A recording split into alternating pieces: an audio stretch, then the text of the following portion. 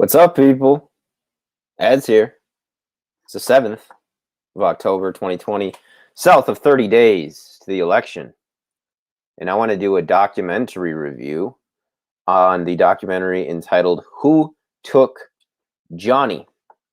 This documentary is about the kidnapping of Johnny Gosch. And it is linked to the Franklin scandal. Last night I did a book review on the Franklin scandal by Nick Bryant.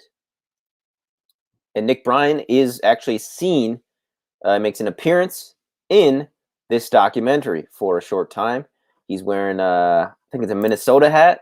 I want to ask him about his Minnesota connection, because that's something that Chris Milligan of Trine Day Publishing also mentioned, that he had a Minnesota connection, and he mentioned an anecdote that I also want to ask Mr. Bryant about with regards to police. But this particular documentary came out in 2014. It's an hour and 20 minutes. 2016 in the US, don't know what that means. But it features Noreen Gosch, who is the mother of Johnny Gosch, Paul Bonacci as well, Bonacci. It's an Italian name, so I guess I say Bonacci. Not kind of, I want to, but Americans pronounce it Bonacci, so that's fine. But double C makes the ch sound in Italy, in Italian. But very interesting documentary. I couldn't find a free link on YouTube to share, but I'm sure it's out there if people want to find it. And if you like Nick Bryant's work, you get to see him make an appearance as well. But what stuck out to me about this documentary was probably the single foremost thing was the Paul Bonacci testimony, where he actually knew exactly where Johnny was kidnapped. Many people think it was on the main street, but it was actually just around the corner on the residential street. And he made that distinction in his testimony, or when he spoke to Noreen Gosch. He also provided information that neither the authorities or Noreen Gosch revealed that was true about Johnny, including a birthmark that he had somewhere on his chest, and the fact that he would stammer when he was flustered or upset, which again is info that was not released to the public. The Federal Bureau of Investigation, the FBI, did not look into this lead whatsoever. But the link here is Paul Bonacci was one of the children who was trafficked in the Franklin scandal. He was one of the boys of Boys Town. And as I understand it, he admitted to helping to kidnap Johnny Gosch. And that's why he knew this information about Johnny. They used chloroform to kidnap him on a Sunday morning when he was delivering paper. It was the first morning that he delivered paper without his father. Their small dog was found nearby barking. His red wagon full of newspapers was abandoned at the spot where he was taken as well. He was never seen again, although Noreen claims that Johnny came to visit her one night years later. They spoke for about 90 minutes. And after that, he told her that it was too dangerous for him to return to his mother and to return to his family because of what he knew about these people and their trafficking of children. So she says that they spoke for 90 minutes, and then he went off into the night, and he never saw his mother again. She never saw him again. He was never seen again. But there is evidence to point not just that, but also I think a note was found too, and on a dollar bill that basically said that Johnny was still alive. Again, the FBI looked into it. They were not keen on looking into this case, taking Paul Bonacci seriously and his testimonial about kidnapping Johnny. They basically used the same discrediting tactics because Paul Bonacci was a drug addict, a hard drug addict, and he was raped and trafficked, of course, by this Franklin scandal. Because of that, he didn't have the credibility that an upstanding, upstanding citizen would have had.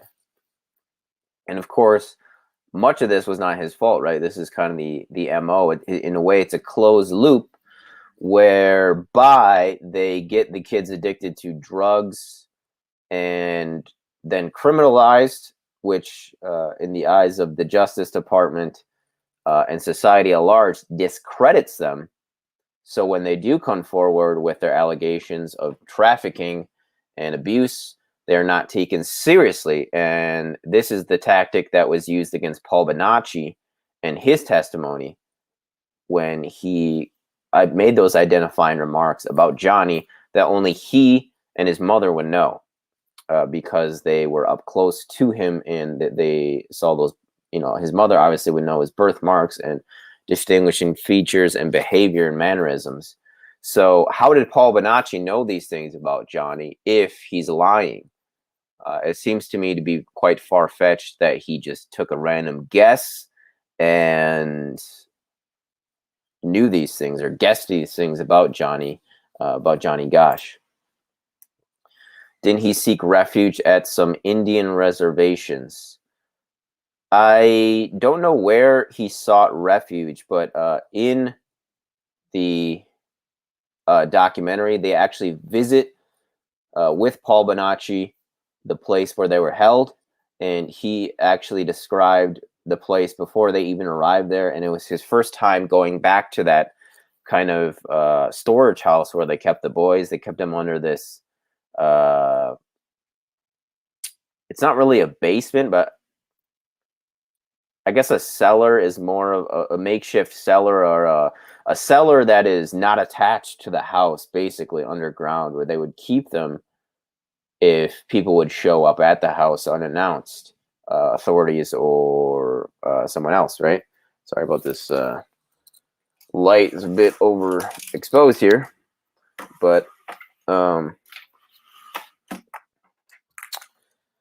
so great documentary. I would highly recommend people check it out. I actually watched it by way of my research into Nick Bryant, because he only has a section of a smaller section of the documentary, but that's because of his research into the Franklin scandal that he again links to the Johnny Gosch abduction.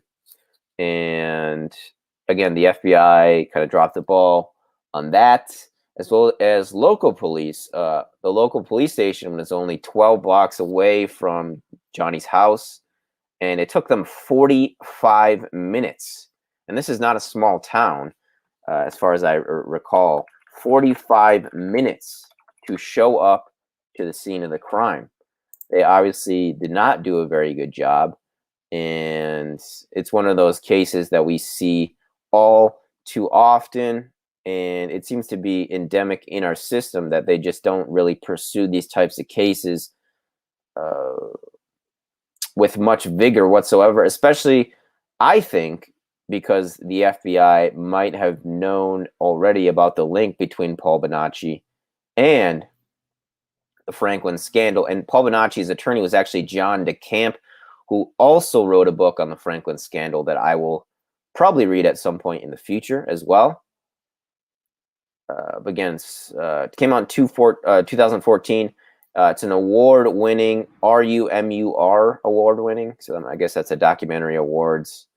It's available for streaming. It should be on Amazon still, and Curiosity Stream. So I'd recommend people check it out if you're interested in conspiracies, child trafficking. This was actually one of the first big cases in the 80s, back when America was a little more trustworthy, I guess, in terms of your neighbors, and parents would let their kids walk to school a lot more readily and just kind of, walk around town and all that a lot more readily and freely than they do now. He was one of the first boys on the cover of the milk cartons, Johnny Gosch was, and along with one other boy. I can't remember who it was,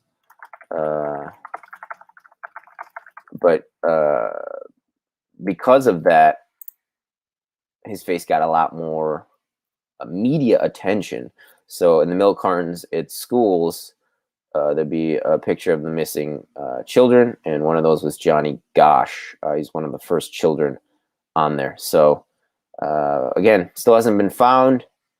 His mother has been fighting to basically figure his story out, and she's featured heavily along with the father as well in the documentary. Want to see who directed this? David Bailenson and Michael Galinsky are the directors and writers.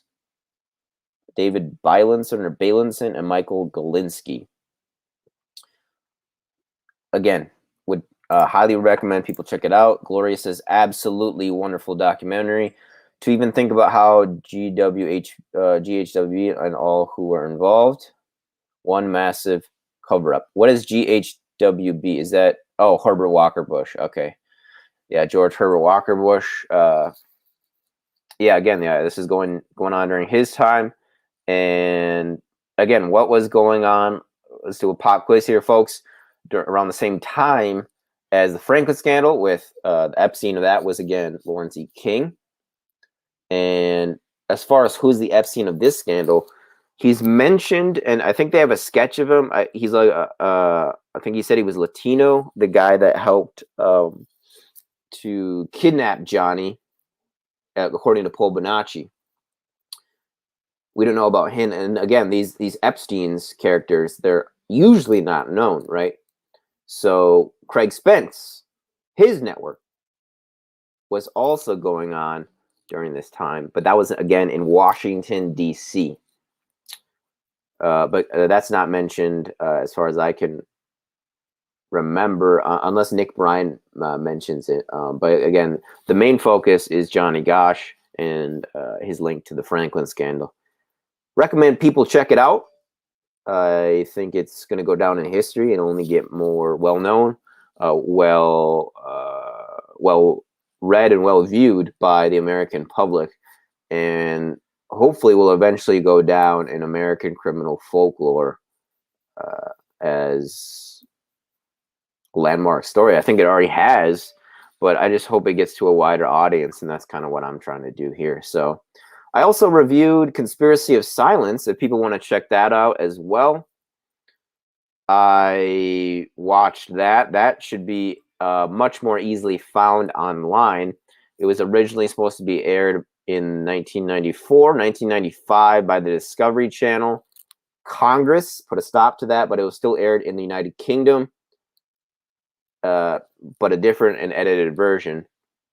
Again, Conspiracy of Silence is about the Franklin scandal itself, which again is linked to the Johnny Gosch kidnapping and the Johnny Gosch network. Some people even think that Gosch may have went to the Franklin network and been trafficked by Larry King to at least a certain extent. There's likely some overlap there. So this has been my documentary review of Who Took Johnny, a documentary about the disappearance of Johnny Gosch, with appearance by author Nick Bryant, as well as Noreen Gosch, Paul Bonacci, Troy Bonner as well, and many other people. Directed by David Bailenson and Michael Galinsky. I'd recommend people check it out. It's really great, fantastic documentary. This is Addy Ads Reviews. Stay frosty. Until next time, folks. You're speaking to Neil Samworth on YouTube in October 20th, Addy. I didn't know this. I'll have to look into that. Where'd you get that info from, Chris John, right? Did Sam tell that to you? Or are you just trying to tell me? Let me know. Snap me. I'm going to be doing more book reviews, more documentary reviews, and more news commentary soon. Thanks for tuning in. Chris John Wright, Gloria B., and Ole Svensson. You have got to be Norwegian, sir. Ole Svensson. There's no way you're not of Norwegian descent. Good afternoon, Linda. I didn't even see your comment. Stay frosty, folks.